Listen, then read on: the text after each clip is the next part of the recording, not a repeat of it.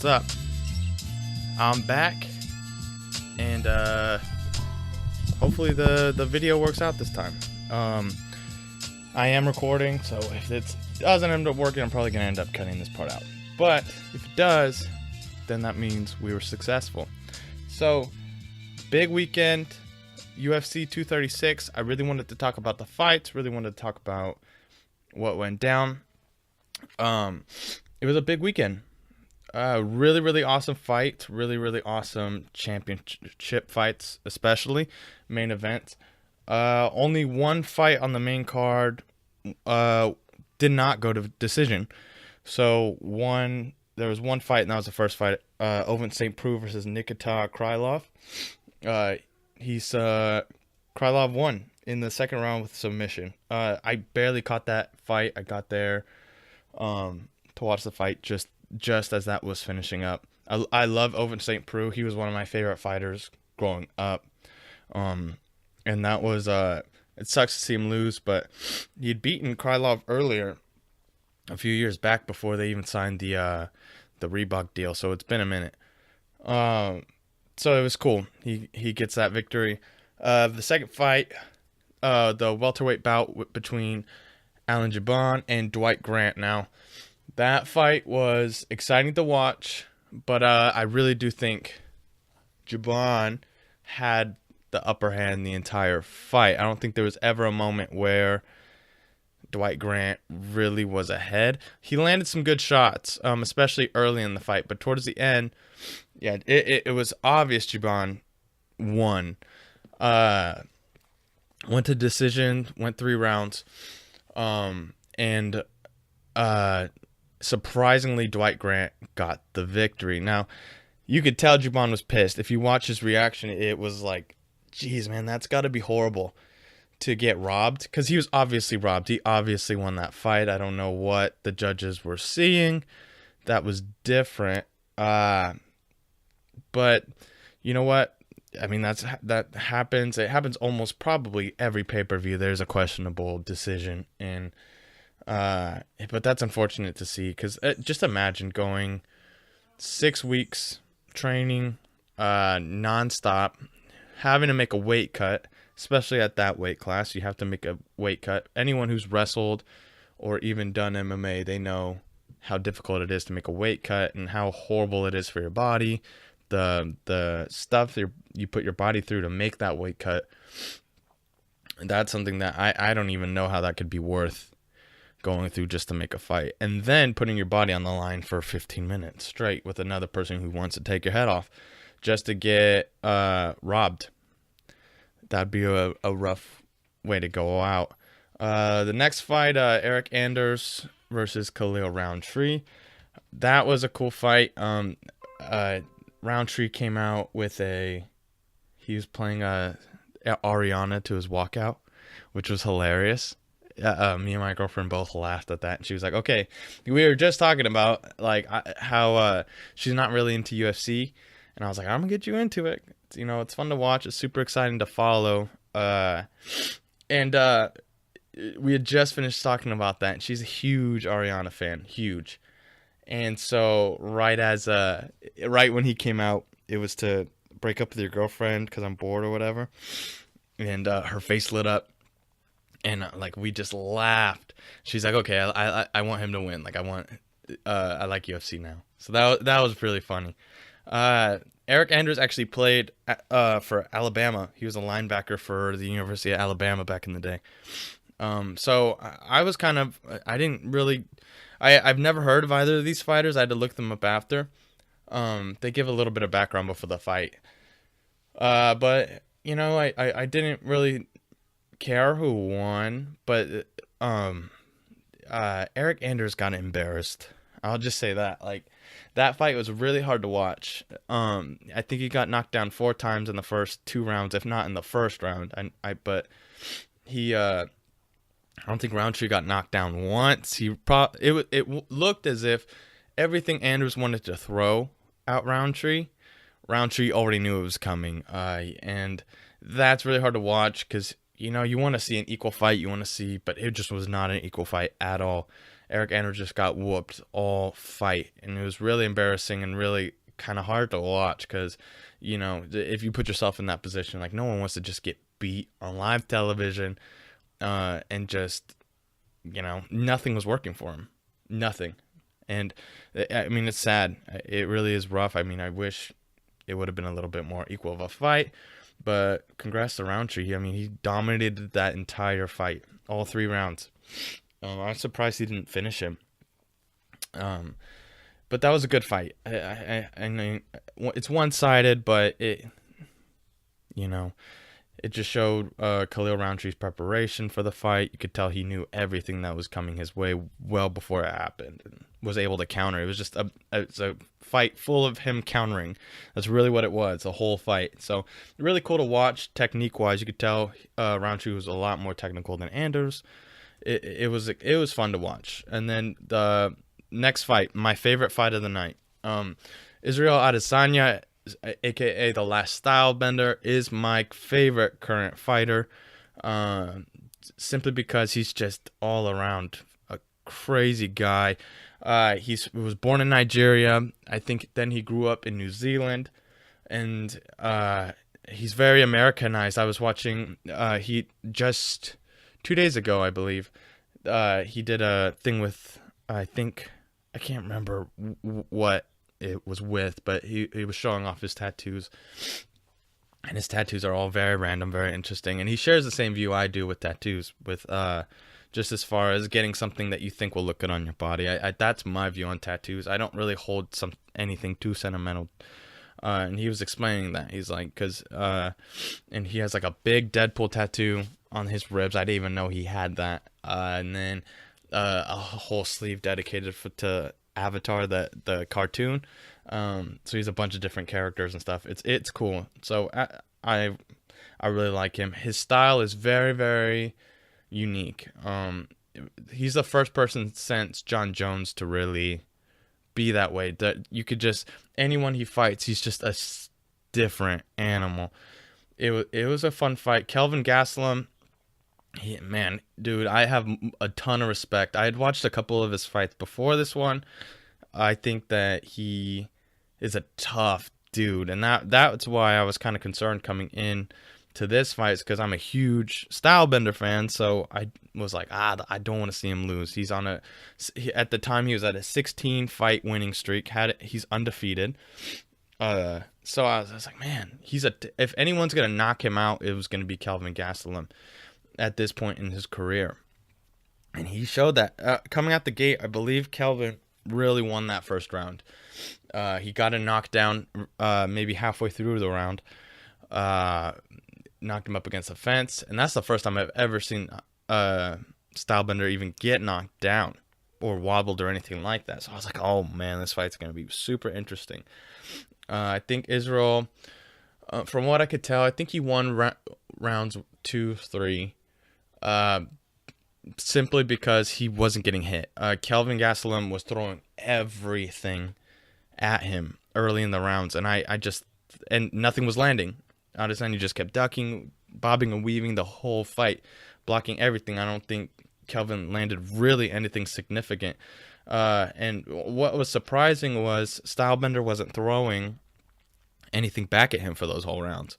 He barely struck at all, which was very surprising. Like, if you watch his fight with Anderson Silva, it's the exact opposite. He's throwing every opportunity he had. And so that was weird to watch.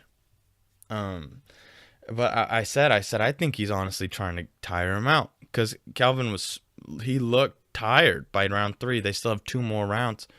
And I think I said either this round or the last round, if they go the distance, he's gonna put it into another gear, and he's gonna let all his striking go in that last round, and that's exactly what happened. Round 4, I believe, was pretty even. They both started throwing some strikes, but nothing really significant. I think Adesanya, either in round 3 or round 4, did land a knockdown, which kind of evened it, because for a while it looked like Kelvin was going to have the judges' favor leading up to that, just because Adesanya wasn't really throwing many strikes. He wasn't really landing very many strikes. But by round 4, I believe his striking percentage was 90%. So 90% of his strikes that he was throwing were landing significantly, which is huge when it comes to, if it comes to the point of going to a decision. So round 5 comes around, and exactly what I said. Stylebender came out just full on. He let everything loose in that round. I think he knocked down Calvin 4 times in that last round. Bloodied his face up. By that point, it was even leading up to that. So after that round, I was like, oh, there's no way Stylebender lost. And round 5 in a decision, he won by decision.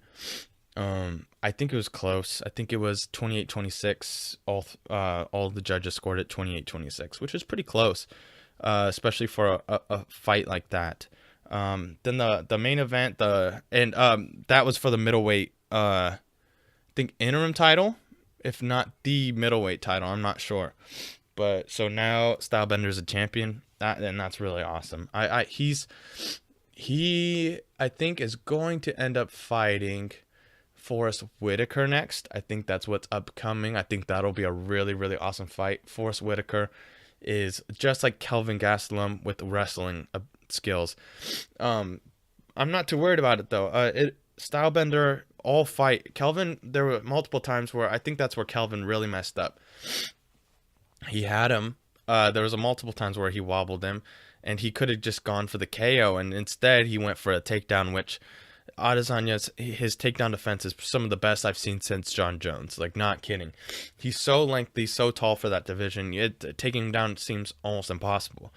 Every takedown attempt he took, whether it was in the middle of the mat, whether it was up against the cage, he could not get him down. I think there was one time where they did go to the ground and Adesanya was able to get back up, but for a while, I was concerned because Gastelum is just so powerful, especially from the ground. I know he's a stand-up fighter, but from the ground or from the clinch, he's a brawler, man. He's going to lay some heavy shots. So I was kind of concerned Adesanya was able to get up. So yeah, that'll be interesting when it comes to the Forrest Whitaker fight, because Forrest Whitaker will be able to bring some wrestling to the table where I don't think Kelvin could. I think Kelvin's just a brawler, and when you're going to stand up with a guy like Stylebender, it's tough because Stylebender's so technical. He can avoid almost every hit. I don't think he maybe got struck significantly, maybe 3 times that I noticed he got wobbled through that whole 5 rounds. So I don't know. Forrest Whitaker will be interesting to watch. I think it'll be a lot more takedown, a lot more on the ground, and that'll be a good thing because I don't think Adesanya has really been challenged on the ground in his career yet, especially in UFC. So I'm interested to watch that. But I think if he can beat Forrest Whitaker, I think the next fight's going to be John Jones if John Jones decides to stay around or if he doesn't get a bigger fight by that point. Because John Jones is fighting kind of like a no-name guy. I can't even tell you off the top of my head who I think he's going to end up fighting next. Because he does have a fight, I think UFC 239 in July. John Jones is fighting again. So we'll see. I mean, John Jones is still the best fighter ever. I will say that. I mean, there's no other way around it. He's never lost. I don't even think there's really been a time where, besides Gustafsson #1, where I thought this could go either way. And that was the closest fight I've ever watched. So that's my favorite fight of all time, was Gustafsson versus Jones, #1. #2, Jones finished him. But yeah, so I'll see. But I really hope Stylebender gets a chance at John Jones, because they're very similar in as far as being so unique, so technical, and they dominate fights. They take hold of the fights. The fight's gonna go whatever direction they want to take it. Even if you even saw Kelvin came out swinging. He came out ready to dominate. He was fired up coming in, and still Stylebender was able to control the fight the whole time. So it'll be interesting because John Jones is the same exact way, and they're both tall, they're both lengthy, they both have a lot of reach, they both have a lot in their striking arsenal. So I'm really interested to see. They've been jawing back and forth on Twitter for the last few days too, which makes it look like that fight may actually be a possibility. So the main event, Max Holloway, Dustin Poirier. This was a close fight, man. Max Holloway comes up to lightweight. He's usually a flyweight. He's been dominating. I think he's on like a almost 20 fight win streak, 19, 18, something like that, which is insane. So the fact that it's taken this long for him to get this opportunity, it's pretty wild to me. Dustin Poirier, same thing. He's just been dominating this last few years. It's crazy. So I think these both of these guys deserved this shot. They'd fought in once before, early in their careers. Dustin Poirier winning that fight too by submission. I think it's like an arm bar of some sort. I know he submitted him. Also, both these fighters fought Conor McGregor as Conor McGregor was making his rise to fame. And Conor McGregor beat both of them very easily. I think by knockout, both of them. So I was excited for this fight. I think both of them have matured since the last time they fought. I mean, so the fight was interesting. I think Max, a lot of the time, for the majority of the fight, I thought Max was winning. I thought Max had the advantage. I think he was really wobbling Dustin all fight. Dustin was able to wobble him back a few times, but you could see Max was just lacking that power. He had flyweight power all fight. Whereas Dustin knew how to really manage his power the whole fight. You know, Max would take a few combos to wobble Dustin, whereas Dustin could just land a good counter and wobble Max. Especially later in the fight, you could see that. Dustin Poirier walked away with the decision again. They went all 5 rounds. By the end of the fight, Dustin had it, and you could tell Dustin had it. He just walloped on Max. Max really couldn't do anything. I love both guys. I'm a big fan of both guys. So either way this fight could have gone, I would have been happy. But yeah, I mean, congrats to Dustin. He's finally a champion. I think he's next up to fight Khabib, which will be really interesting. Khabib reminds me a lot of the Patriots dynasty, as they're not flashy. They don't have any real stars. I mean, Tom Brady, of course. They're not going to beat you any specific kind of way. They're just going to control it. You know, they're going to control you all game, where they're not the team who has a ton of crazy stars that are going to make electric plays they have to look out for. They're just meticulous. They know your weakness, and they're going to capitalize on it all fight, and they're just going to control the fight. And that's a lot how Khabib is. I mean, once he gets you to the ground, you can't do anything. So I'm interested to see how Dustin will do against him. I don't know. No one's wrestling is near Khabib's. Nobody. No one in the UFC could out-wrestle Khabib. No one. He just dominates everything. Every fight he's in, he just dominates on the ground. Once you're on the ground, you're done. There's no way. And you saw that with Conor. That once Conor got to the ground, he couldn't do anything. So I don't know how Dustin will do. I think Dustin's a little bigger than Conor. I think that he'll be able to out-wrestle more than Conor could. But I still don't see Khabib losing, man. I don't see him losing anytime soon, because there's no one really left that could even take him, or could even be an opportunity to have a chance to beat Khabib. There's just no one on the roster, especially not in that weight class. So I can see Khabib being a dominant force for a long time. I think this is just the beginning of his reign as a champion. So, because there's just no one. There's no one that could even come close to his wrestling. And really, no one. I thought Conor was going to be the guy who could outstrike him, knock him out early, and beat him in the stand-up and avoid getting taken down. And that just wasn't the case. Conor couldn't do it. So I'm interested to see where the UFC goes with that lightweight division, because Khabib's just going to dominate it. I'd love to see Khabib move up, if he can move up to a higher division, because he fights lightweight, but I think when he's not cutting weight for a fight, he walks around like 180, 190, close to 200. He's a big boy. So I think he could very easily go up and make some impact up there. That would be exciting to watch, because, like I said, no one in the lightweight division is going to take that belt from him. I just don't see it happening. So I mean, that lightweight division, it has the opportunity to be exciting and have some crazy pay-per-views, but I just don't see anybody beating Khabib in that division at all. So that's my UFC recap. That's really what I wanted to talk about. Um, I'd recorded something on Instagram Live last week, and it just the audio was crap. I didn't want to put it up. So if you saw it on the live, you saw the good part of it. I didn't really talk about much after that. Um, so yeah, so this is just my UFC recap. I want to make it short to the point. People who want to listen, who watch the fights, or they want to know really what happened in the fights, I really wanted to do that. So next, I might do an episode later in the week and release it in the middle of the week. Just a real podcast, me just talking. I really wanted to use this as an opportunity to try the camera out, which I still need. I don't know if it came out the way I wanted it to, so we'll see. So it'll either you'll either have this recorded or you won't. So, but this is just really the test run. I really wanted to talk about the fights. I'm so passionate about UFC. I love UFC. So, all right, guys, I'm signing off.